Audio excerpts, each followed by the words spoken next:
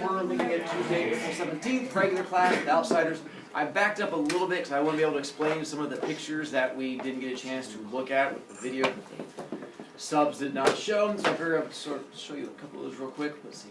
One of them, they were talking about the, there you go, drive-in restaurants, which are different than a drive-through. They're the ones where they have parking spots outside the restaurant. You actually have to park your car, and that's where you get to go out there to eat.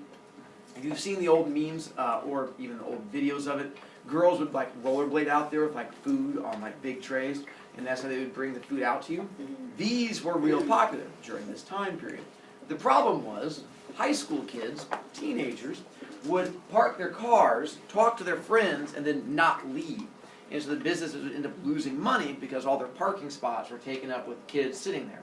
And the only way to get food to people was in those different parking spots. So now they've sort of phased those out, and restaurants with drive-thrus have started to replace them. The other big thing they talk about is the drive-in movie theaters. And with the drive-in theaters, these do still exist quite a bit. You just have to drive around a bit more to find them. But instead of going inside a theater, it was an outdoor movie theater, where basically it's a giant parking lot, and then on one end of the parking lot was an outdoor movie theater screen, and they would just project it up to it. The way you would hear what was going on in the movie is they have these little poles. On the poles, they would have speakers, and you'd pull the speaker off, put it inside your car, turn up the volume, and then you could listen to the movie and go along with that. They still have them today. They're just not quite around as much, and they no longer have the poles with speakers on them. Now the different drive-in theaters have their own radio stations, and they'll say when you pull in, if you're wanting to watch the newest Avengers movie, turn to 98.2 and we'll play the theme song there. And you can play it through your own car stereo and have your own big boom speakers and stuff like that. There's even one down in Indianapolis called the Tibbs. They have 4 different screens. It's a big square parking lot. Each end of the parking lot has a movie theater on it. And so basically you can stand in the middle and spin in 4 directions and watch 4 movies playing at once. And there's 4 different radio stations you would then turn to and get a chance to watch all 4 different movies. They're really cool. Used to have one up in Noblesville when I was a kid, up near the library in Noblesville, but they tore it down to like a construction place there. Depressing. Back in my day, there's a cool place to go to. Yeah. But now they're all gone. Back in our day. Yeah. The Blue Mustang, this is the one that pulls up, and who is it that's in the Blue Mustang? The Socials. Those are the Socials who get out, and that's they have sort of a throwdown thing. David. Alright, stay out there and read. Do what you can. David. David. What do you want me to do? David. David is one of them. Good job. And that's what they do, the pulling up the Mustang, they jump out, they throw down, the busting of the bottle and stuff like that. There's the busting of the bottle, the little stabbing thing. Cherry steps up and says, hey, no stabbing each other. And we got to the fountain in the park with the drowning and the stabbing of Bob. After Bob gets stabbed, who is it they go to get help from? Dairy. Or Dally. Dally, because Dally, 2 L's, loser. He's had the history of getting in trouble with the police. He gives them, I think, money, a gun, and then because Ponyboy is all wet from being drowned, gives him the big jacket. It says, wear this, trying to keep yourself warm. When they run away, and we'll start reading on page 68, when they run away, where is it they go to? The church. And I try to do my best to find a picture of a church. So there's old abandoned church on top of the hill. Just imagine there's a hill inside. That's like the one. 68. Yep. Page 68. And that's where I will start reading. It's really good. I agree. It's a little bit different than the book, as they tend to be, but it's still a really good book. Chapter 5, page 68. And this is where they wake up, and how'd they get to this new place? And that's the new place, Windricksville. They got there riding the train, they hopped out, talked to the farmers that were out there and stuff like that. I woke up late in the afternoon. For a second, I didn't know where I was. You know how it is when you wake up in a strange place and wonder where in the world you are until memory comes rushing over you like a wave? And I half convinced myself that I had dreamed everything that had happened the night before. I'm really home in bed, I thought. It's late, and both Derry and Soda Pop are up. Derry's cooking breakfast, and in a minute, he and Soda will come in and drag me out of bed and wrestle me down and tickle me until I think I'll die if they don't stop. It's me and Soda's turn to do the dishes after we eat, and then we'll all go outside and play football. Johnny, Two-Bit, and I will get Derry on our side. Since Johnny and I are so small, and Derry's the best player, and it'll go like the usual weekend morning. I tried telling myself that while I lay on the cold rock floor, wrapped up in Dowie's jacket, and listening to the wind rushing through the trees, dry leaves outside. Finally, I quit pretending and pushed myself up. I was stiff and sore from sleeping on that hard floor, but I'd never slept so soundly. I was still groggy. I pushed off Johnny's jeans jacket, which had somehow gotten thrown across me, and blinked, scratching my head. It was awful quiet, with just the sound of rushing wind in the trees. Suddenly, I realized that Johnny wasn't there. "Johnny!" I called loudly, and the old wooden church echoed me. "Honey, honey, honey." I looked around wildly and was panic-stricken, but then caught sight of some crooked lettering written in the dust of the floor. "Went to get supplies. Be back soon. J.C." And who's J.C.? Johnny. His last name is Cade, C-A-D-E. I pointed out because I had a kid earlier who thought that was J.C. stood for Jesus Christ. And they're like, "Oh, Jesus showed up." I'm like, "No, they're in a church." I'm like, "Yes, but Jesus was like, 'You boys are lost,' and then like showed up. I brought back some milk. Right. It happens. I sighed and went to the pump to get a drink. The water was like liquid ice, and it tasted funny. By the way, the tasting funny for those of you who went to camp. Yeah. And it tasted funny, but it was water. I splashed some on my face, and that woke me up pretty quick. I wiped my face off on Johnny's jacket and sat down on the back steps. The hill the church was on dropped off suddenly about 20 feet from the back door, and you could see for miles and miles. It was like sitting on the top of the world. When you haven't got anything to do, you remember things in spite of yourself. I can remember every detail of the whole night, but it had the unreal quality of a dream. It seemed much longer than 24 hours since Johnny and I had met Dally at the corner of Pickett at supper. Maybe it was. Maybe Johnny had been gone a whole week and I just slept. Maybe he'd already been worked over by the fuzz and was waiting to get the electric chair since he wouldn't tell where I was. Maybe Dally had been killed in a car wreck or something, and no one would ever know where I was. And I just die up here alone and turn into a skeleton. My overactive imagination was running away with me again. Sweat ran down my face and back, and I was trembling. My head swam, and I leaned back and closed my eyes. And I guess it was partly delayed shock. Finally, my stomach calmed down, and I relaxed a little, hoping that Johnny would remember cigarettes. I was scared, sitting there by myself. I heard someone coming up through the dead leaves toward the back of the church, and I ducked inside the door. Then I heard a whistle, long and low, ending in a sudden high note. I knew that whistle well enough. It was used by us and the shepherd gang for Who's There. I returned it carefully, and darted out the door so fast, I fell off the steps and sprawled flat under Johnny's nose. I propped myself on my elbows and grinned up at him. "Hey, Johnny, fancy meeting you here." He looked down at me over the big package. "I swear, pony boy, you're getting to act more like Two-Bit every day."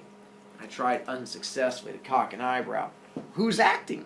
I rolled over and sprang up, happy that someone was there. "What'd you get?" "Come on inside. Dally told us to stay inside." We went in. Johnny dusted off the table with his jacket and started taking things out of the sack and lining them up neatly. "A week's supply of bologna, 2 loaves of bread, a box of matches," Johnny went on.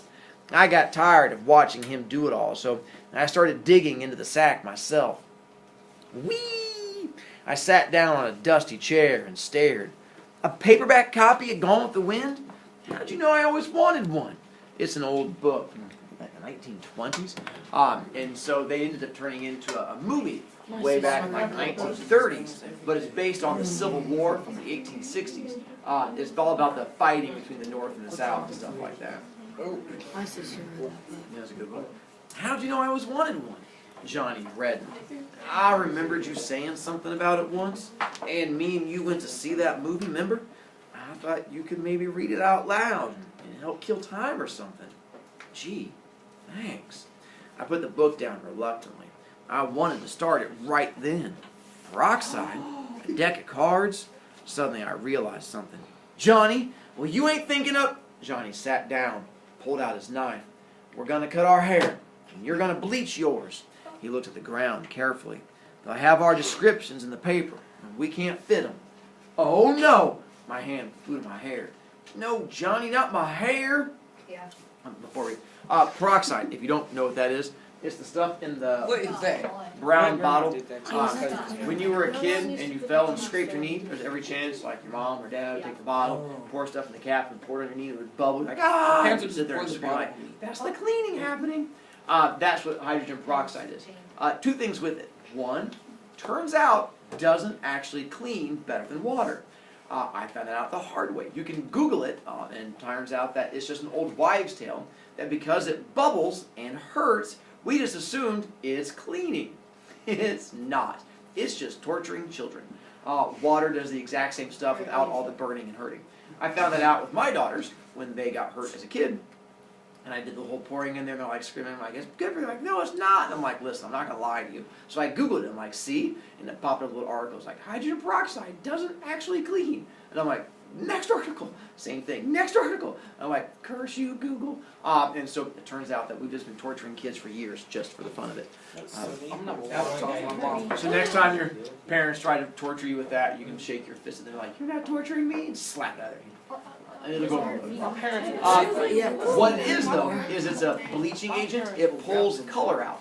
So you can put it into your hair, let it sit there, and then you can wash it out. And when you wash it out, it'll take the color out of your hair and lighten your hair color. So you can go from dark hair to lighter hair. Is that what you did? So that's what they're talking about doing. You can just pour it in there and let it sit for a while. Sort of like if you go to the pool in the summertime and you sit out there a lot, it makes your hair lighter. Same idea. Now my hair was my pride. It was long and silky, just like sodas, only a little redder. Our hair was tough. We didn't have to use much grease on it. Our hair labeled us greasers too. It was our trademark. The one thing we were proud of. Excuse me. Maybe we couldn't have Corvairs or Monster shirts, but we could have hair. But we could have hair. We'd have to anyway if we got caught. You know the first thing the judge does is make you get a haircut. I don't see why, I said sourly. Dally could just as easily mug somebody with short hair. I don't know either. It's just a way for trying to break us. They can't really do anything to guys like Curly Shepherd or Tim. They've had about everything done to them. And they can't take anything away from them because they don't have anything in the first place. So, they cut their hair. I looked at Johnny imploringly. Johnny sighed. I'm going to cut mine too and wash the grease out. But I can't bleach it. I'm too dark-skinned to look okay blonde. Come on, pony boy, it'll grow back. Okay, I said wide-eyed. Get it over with. Johnny flipped out the razor edge of his switch, took hold of my hair, and started sawing on it. I shuddered. Not too short, I begged. Johnny, please. Finally, it was over with. My hair looked funny, scattered over the floor in tufts. It's lighter than I thought it was, I said, examining it. Can I see what I look like now? No, Johnny said slowly, staring at me. We gotta bleach it first. Real quick with the lightening of the hair. The reason Ponyboy's doing it and not Johnny, Ponyboy is a lily-skinned white boy, and so he can blonde out his hair and not look funny. Johnny has some Hispanic in it, which they mentioned earlier in the book, so he's got some darker skin. So he's like, if I do it, I'm going to look a little different if all of a sudden I've got darker skin on it, blonde hair. So he's like, I'll cut my hair, but I can't dye my hair. Also, one other quick creepy thought for you. What are they using to cut their hair? a razor blade When was the last time they used this razor blade? to slice somebody else. To stab Bob. The night before, the same one they're using to cut their hair, they used to kill a kid. So, just let that thought sit with you for a moment. After I'd sat in the sun for 15 minutes to dry the bleach, Johnny let me look in the old cracked mirror we found in a closet. I did a double take. My hair was even lighter than soda pops. I never combed it to the side like that. It didn't look like me. It made me look younger, scared too. Boy, howdy. Thought, this really makes me look tough. I look like a blasted pansy. I was miserable. Johnny handed me the knife. He looked scared, too. Cut the front, then out the rest. I'll comb it back after I wash it. Johnny, you can't wash your hair in that freezing water in this weather. You'll get a cold. He only shrugged. Go ahead and cut it. I did the best I could. He went ahead and washed it anyway, using the bar of soap he'd bought. I was glad I had to run away with him instead of with Two-Bit or Steve or Dally. That'd be one thing they'd never think of. Soap. I gave him Dally's jacket to wrap up in. He sat shivering in the sunlight on the back steps, leaning against the door, combing his hair back. It was the first time I could see that he had eyebrows. He didn't look like Johnny. His forehead was wider where his bangs had been. It would have been funny if he hadn't been so scared. He was still shivering with cold. I guess we're disguised. I leaned back next to him sullenly. Yeah, I guess so. Oh, shoot, Johnny said with fake cheerfulness. It's just hair. Shoot, nothing. Took me a long time to get that hair just the way I wanted it. And besides, this just ain't us. It's like being in a Halloween costume we can't get out of. Well, we gotta get used to it, Johnny said with finality. We're in big trouble, and it's our looks or us. I started eating a candy bar. I'm still tired, I said. To my surprise, the ground blurred, and I felt tears running down my cheeks. I brushed them off hurriedly. Johnny looked as miserable as I felt. I'm sorry I cut your hair off, pony boy. No, it ain't that, I said between bites of chocolate. I mean, not all of it. I'm just a little spooky. I really don't know what's the matter. I'm just mixed up. I know, Johnny said through chattering teeth as we went inside. Things been happening so fast. I put my arm across his shoulders to warm him up. Two-Bit should have been in that little one-horse store. Man, we're in the middle of nowhere. Nearest house is 2 miles away. Things were laying out wide open, just waiting for somebody slick like Two-Bit to come and pick him up. He could have walked out half the store. He leaned back beside me. I could feel him trembling. Good old Two-Bit, he said in a quavering voice. He must have been as homesick as I was. Remember how he was wisecracking last night? I said. Yeah, last night. Just last night we were walking Cherry and Marcia over to Two-Bit's. Just last night we were laying in the light, looking up at the stars, Stop it! Johnny gasped from between clenched teeth. Shut up about last night! I killed a kid last night! He could have been over 17 or 18. I killed him! How'd you like to live with that? He was crying. I held him like Soda held him the day we found him lying in the lot. I didn't mean to, he finally blurted out. They were drowning you and I was so scared. He was quiet for a minute. Sure is a lot of blood in people. He got up suddenly and began pacing back and forth, slapping his pockets. What are we going to do? I was crying by then. It was getting dark. And I was cold and lonesome. I closed my eyes and leaned my head back, but the tears came anyway. This is my fault, Johnny said in a miserable voice. He stopped crying when I had started. For bringing a little 13-year-old kid along, you ought to go home. You can't get in any trouble. You didn't kill him. No! I screamed at him. I'm 14. I've been 14 for a month, and I'm in it as much as you are. I'll stop crying in a minute. I can't help it. And I'll stop there at the bottom of the page. Tomorrow, I'm going to read a bit more with you because we have a big scene coming up that I want to get to. And then eventually I have to let you guys read again on your own. But that'll happen at some point.